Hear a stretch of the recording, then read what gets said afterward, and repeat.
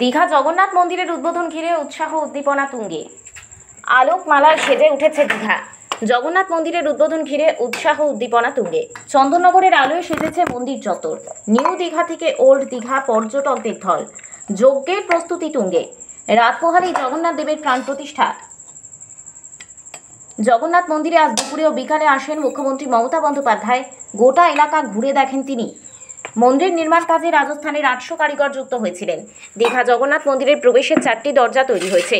সিংহদ্বারে কালো রঙের 34 ফুট লম্বা এবং 18মুখী অরুণ স্তম্ভ। সিংহদ্বারের বিপরীতে ব্যাঘ্রদ্বার, উত্তরে হস্তিদ্বার, দক্ষিণে অশ্বদ্বার। সিংহদ্বারে ঢুকলে দেখা যাবে জগন্নাথ বিগ্রহ মন্দিরের 3টি দীপস্তম্ভ রয়েছে।